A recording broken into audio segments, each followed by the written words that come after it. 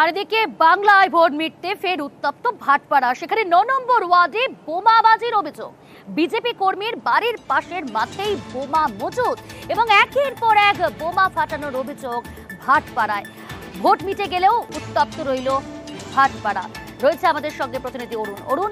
এখনো পর্যন্ত কি জানা যাচ্ছে এবং পুলিশ সূত্রে কি তথ্য সামনে আসছে? কাউকে আটক বা গ্রেপ্তার করলো? কে বা কারা বোমাগুলো সেখানে রাখলো, বোমাবাজির ঘটনা ঘটালো?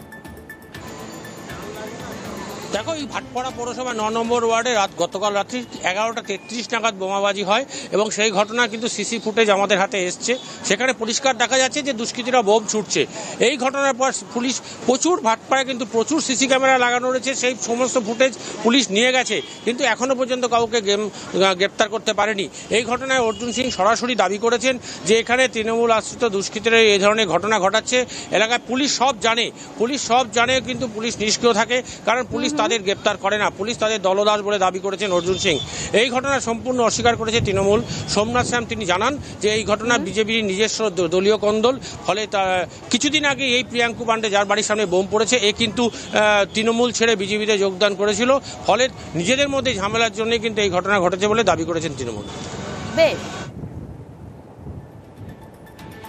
तुरंत जो है हम थाना को फ़ोन किया। थाना के पीसीओसी लोग यहाँ पे पहुँच चुके थे। उन्होंने कहा, मैं तुरंत यहाँ स्पॉट पे आया, देखा कि बम चला है, पूरी भीड़ लगी हुई है। लोग बोले कि एक गाड़ी गई थी, वही गाड़ी जो चलाते हुए तेज में गाड़ी टाल के भागा है।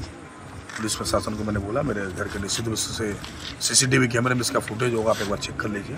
सब कुछ दिखा दिए, आप आगे समझिए कौन है नहीं है, कहाँ से एंटी सोशल आए हैं।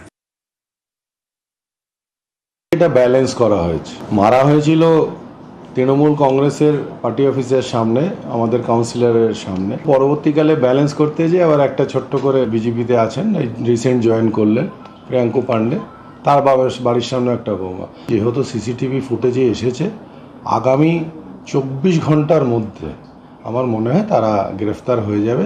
কেউ এটাকে উত্তক্ত করার চেষ্টা করছে, ভুল করছে। এটা ২০১৯ নয়, যারাই করার চেষ্টা করছে তারা ফাঁদে পড়ে যাবে। প্রশাসন খুব শিগগিরই এটাকে বের করে নেবে।